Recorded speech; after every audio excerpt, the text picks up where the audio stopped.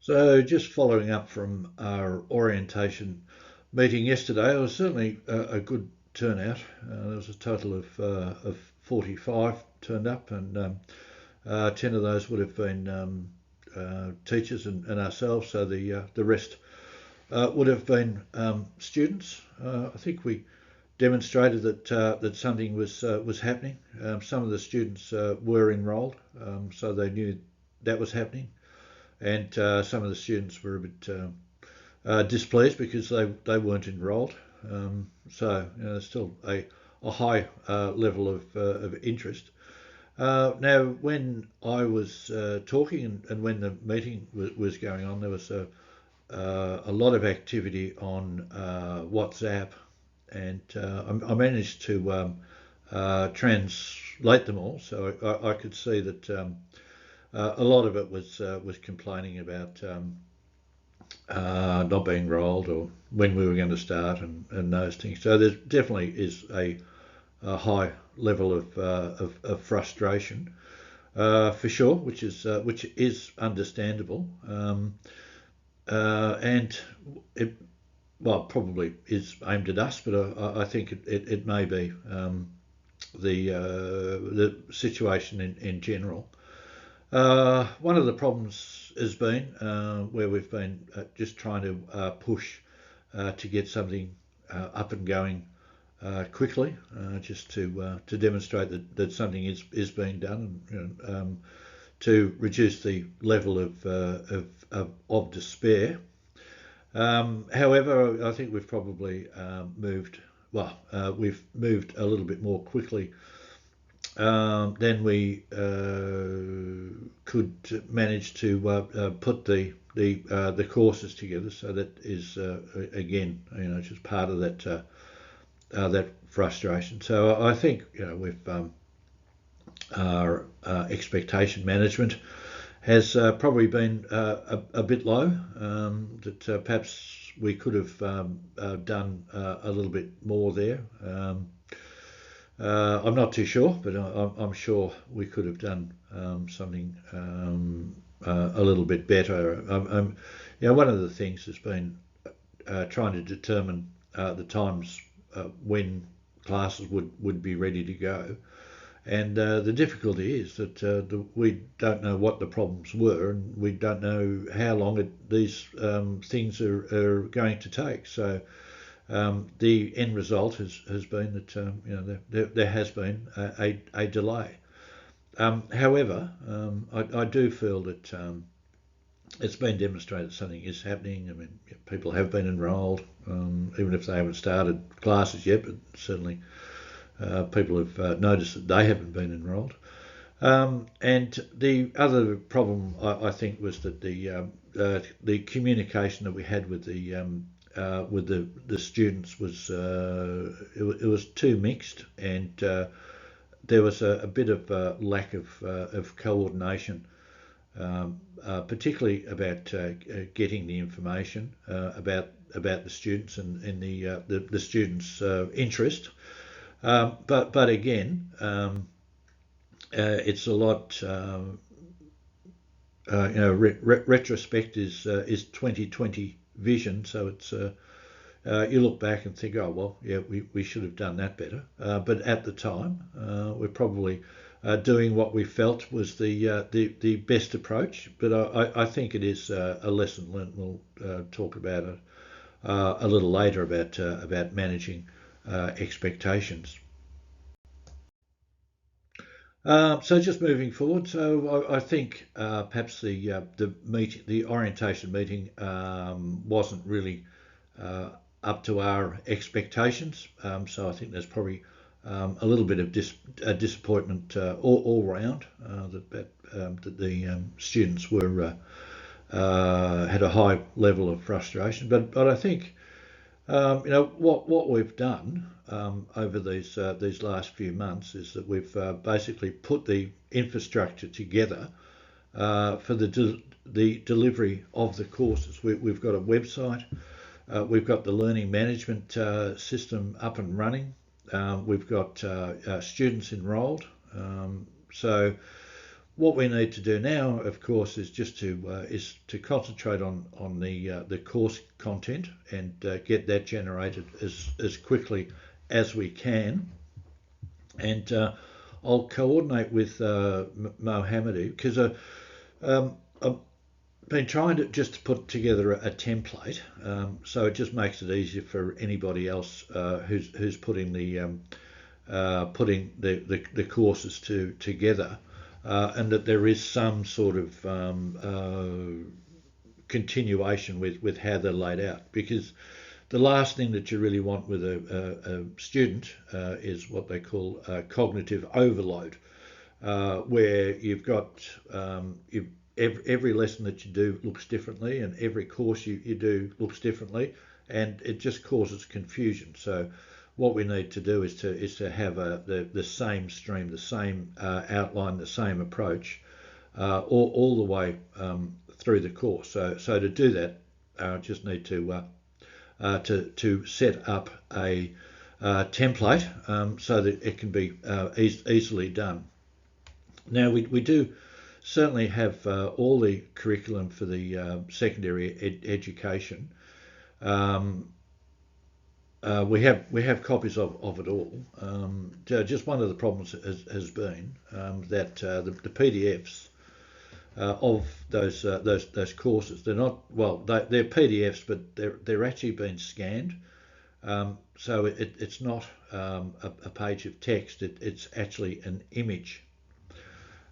So what I've been doing is to convert the PDF into basically a JPEG file, and then each of the pages has to be separated because you can't put a large number of the JPEG files into Google Translate because it doesn't really have the capacity to be able to do large volumes. You could probably do about two or three pages, and it'll translate them okay.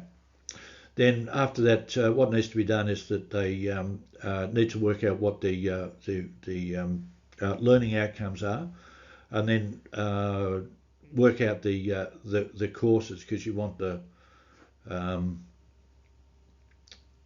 obviously the courses follow the learning outcomes. Now, a lot of the information, I don't know, it just seems to be a little bit lacking. I think it could be just added to just a little bit, because the first lesson that I've done, it just doesn't seem to have enough depth. So it's just, that is something that we need to think of, and also to get the most benefit for the students out of these courses. We really need to have that class preparation before the virtual class.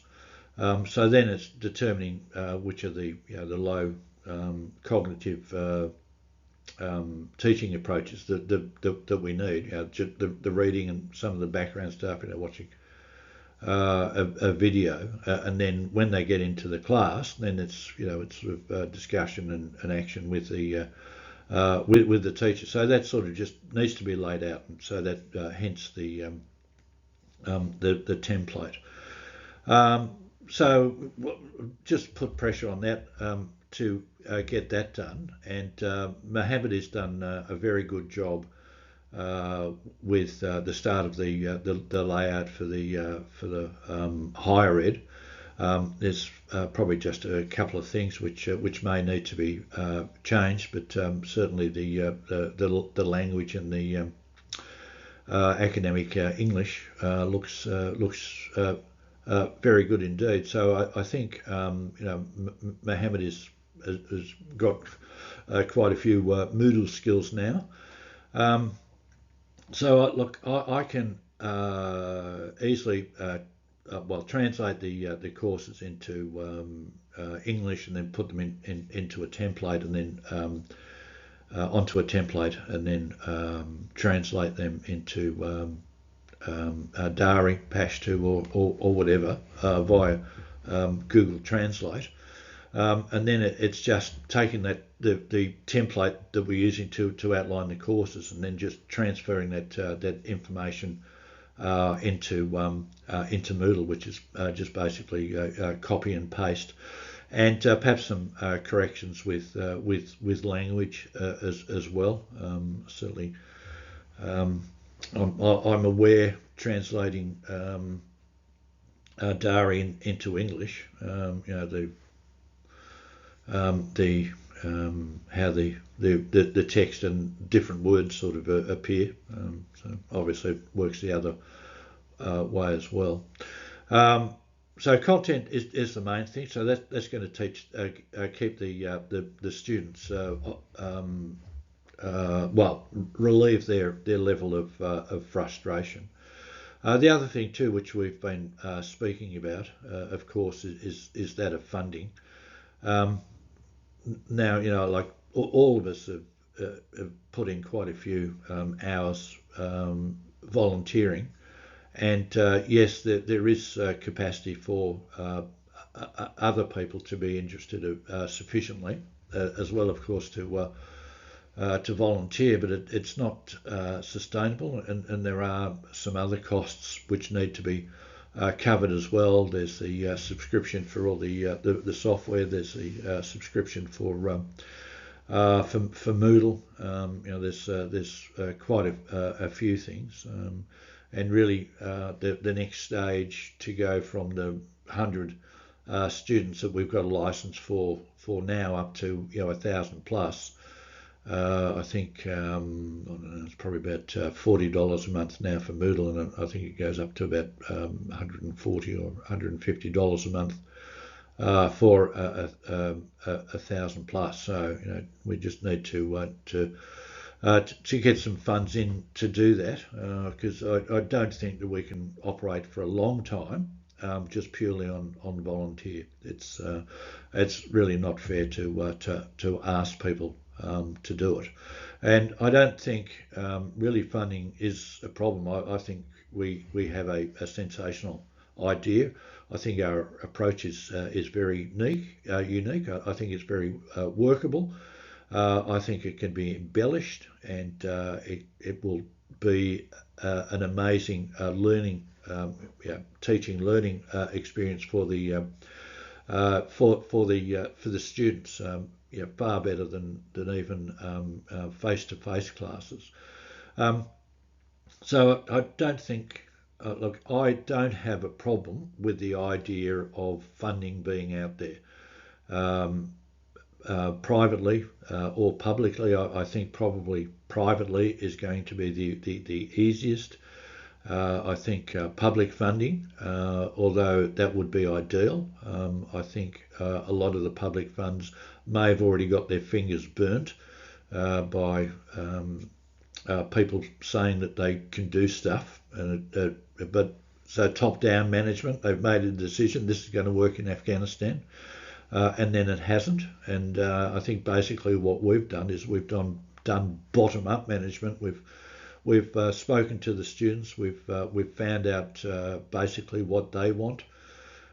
We've discussed amongst ourselves what we can do, where we can get the information from, and I think the online virtual classroom is it's probably. It's not the only approach, but I think it's a very good approach. The other approach would probably be asynchronous type courses, which again may be something that we have in our chest of tools to be able to catch up with those students who don't have access to the internet. And also just the package Moodle working on the mobile phone, it works quite well. I was pleasantly surprised that whether you hold the mobile phone landscape or portrait, it is very easy to nothing gets blurred. It's designed in such a way that if the phone is sort of landscape portrait, sorry, that the screen sort of moves so that you can still read it. You don't lose anything on the edges, and similarly when you have it in landscape position too, it just expands for the screen. So that's really good. So look, all those things are there. I think the lessons learnt so far was that we've probably shot ourselves in the foot a little by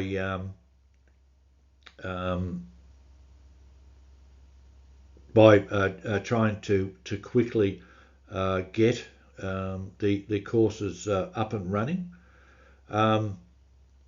But like I said, retrospect is 2020 vision.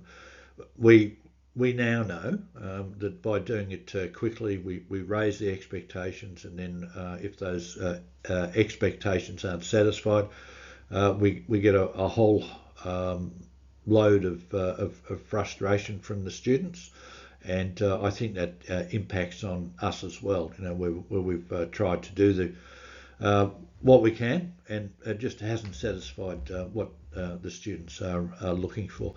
So I think we just need to keep that in mind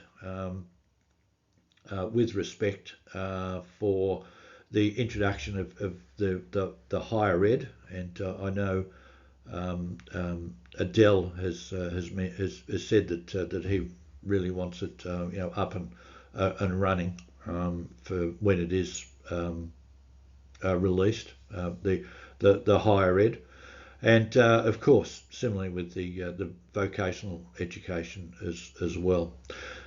So look, the next thing that we need to do is to organise a meeting with the teachers, which I'll see if we can try and organise for tomorrow. It might be a bit time might be a bit of a problem. The other thing that I was thinking of doing too was actually making a course in Moodle for training the teachers. So I think that would probably work out quite well, but it all comes down to a time. All right. Well, look, we will be in touch. We'll have a Zoom meeting, and we will discuss it further.